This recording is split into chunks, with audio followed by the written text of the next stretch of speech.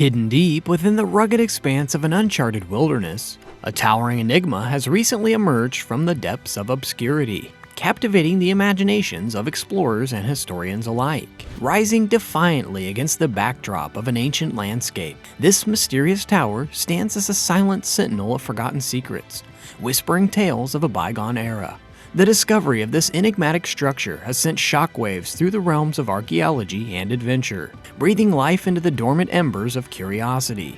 Its existence defies conventional knowledge, defying the pages of history that have been meticulously penned. Questions arise, their answers buried beneath layers of time, teasing the inquisitive minds of those bold enough to venture near. Are you bold enough to tear these layers back and learn the answers this lonesome tower may hold? If yes, then join us in this inquisitive journey. Deep within the enchanting Toro Park in Rhode Island lies a mesmerizing tower, paying homage to a distinctive historical link with the enigmatic Knights Templar. But first, who are the Knights Templar? The Knights Templar, renowned for their mystique and historical significance, were a medieval Christian military order that emerged during the 12th century. Also known as the Poor Fellow Soldiers of Christ and the Temple of Solomon, the Knights Templar were an enigmatic group with a complex history, leaving an indelible mark on the world. The order's origins can be traced back to a tumultuous period of the Crusades, when Christian forces sought to reclaim the Holy Land from Muslim rule. In 1119, a small group of knights led by Hugh de Payens established a military brotherhood to protect Christian pilgrims traveling to Jerusalem. The group took up residence near the Temple Mount, which led to their identification as the Templars. Initially, the order enjoyed modest success, gaining recognition and support from powerful figures in Europe. As the ranks swelled, the Templars became a formidable force with their distinctive white mantles adorned with a red cross. Their reputation for military prowess, unwavering discipline, and financial acumen grew rapidly.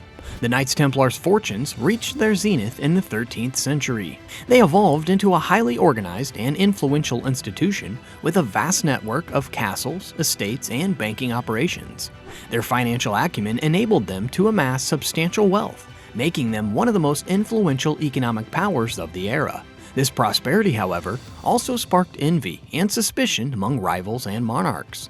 In addition to their military and financial roles, the Templars were instrumental in shaping the cultural and architectural landscape of Europe. They constructed magnificent fortresses, such as the famous Crac des Chevaliers, and played a key role in disseminating architectural knowledge from the east to the west. However, the order's rapid ascent would prove to be its downfall.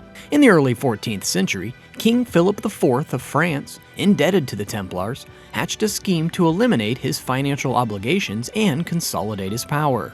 With the support of Pope Clement V, the king launched a campaign of arrests, interrogations, and persecutions against the Templars. Accused of heresy, idolatry, and various other crimes, the order faced a harsh fate. Many Templars were persecuted, forced to confess under duress, and executed. In 1312, Pope Clement officially dissolved the order, and its members scattered throughout Europe. But the Templars didn't just leave without a trace. They left behind one mesmerizing evidence of their existence. Some even believe that certain Templars managed to escape with a significant artifact that holds great importance in Christian beliefs, the Holy Grail. The Grail is believed to be the cup used by Jesus during the Last Supper, or perhaps it symbolizes hidden secrets. According to this theory, the Templars brought the Grail to North America, and the existence of the Newport Tower serves as evidence of their presence. This theory has sparked controversy and debates against academics and experts like Jim Egan, the curator of the Newport Tower Museum and an authority on its structure.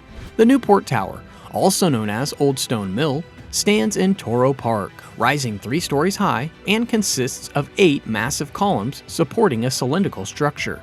Its architectural features bear a striking resemblance to the designs employed by the Templars during the 12th century in Europe. This uncanny similarity has fueled speculation and intrigue, drawing researchers and enthusiasts into a quest for answers. One of the most compelling aspects of the Newport Tower is its round design, a departure from the square or rectangular structures typically associated with colonial American architecture. The Templars, on the other hand, were known for their preference for circular structures, often inspired by the Holy Sepulchre in Jerusalem.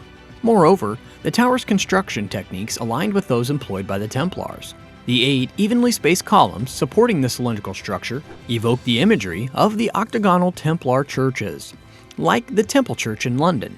These architectural elements suggest a deliberate effort to recreate the Templar style, leading credence to the theory of Templar involvement. Furthermore, the Newport Tower exhibits Romanesque arches, a prevalent feature in Templar architecture. The rounded arches found within the tower bear a striking resemblance to those seen in the Templar structures across Europe. These arches, designed for both aesthetic appeal and structural stability, demonstrate the meticulous craftsmanship associated with the Templars.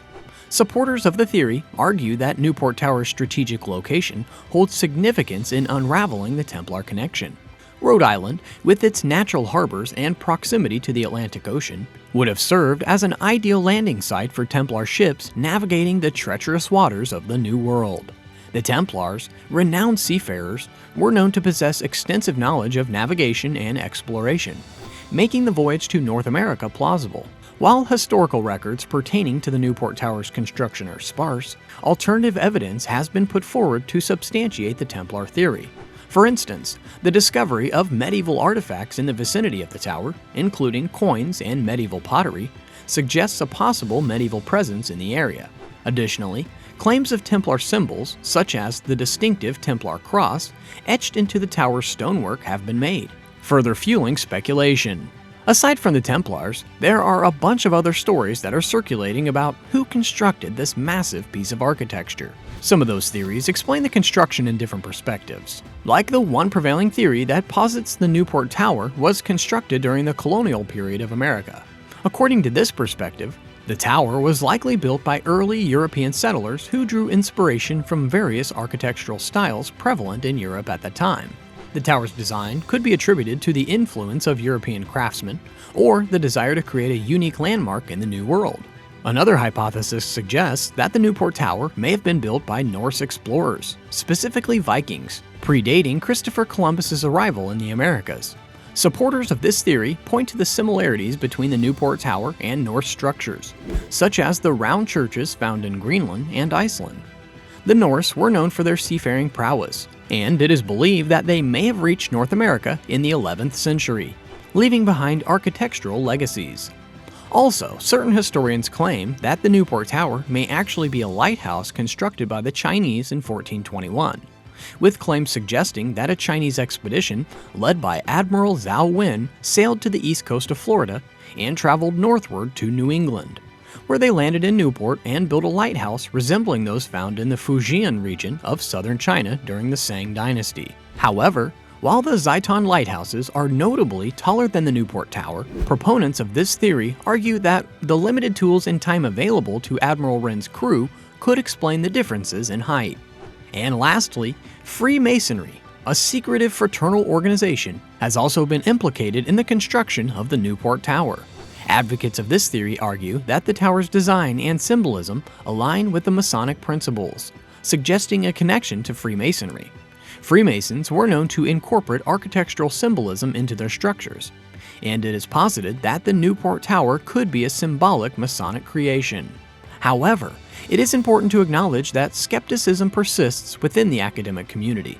Some experts argue that Newport Tower's architectural features can be attributed to other influences, such as medieval European designs that found their way to America through later settlers. They emphasize the lack of conclusive evidence directly linking the Templars to the tower and caution against relying solely on speculative theories. This means that the connection between the Newport Tower and the Knights Templar remains an intriguing and fiercely debated topic. While proponents of the theory point to the tower's architectural similarities to Templar constructions, as well as its strategic location, skeptics urge for a cautious examination of the evidence. Ultimately, until further concrete evidence emerges, the Newport Tower's association with the Templars will continue to be the subject of fascination and conjecture, perpetuating its enigmatic allure. This ends today's video. In your opinion, did the Knights Templar truly construct the Newport Tower, or does its enigmatic architecture conceal a different story altogether? Let us know in the comments. Also, don't forget to like and subscribe for more history in minutes.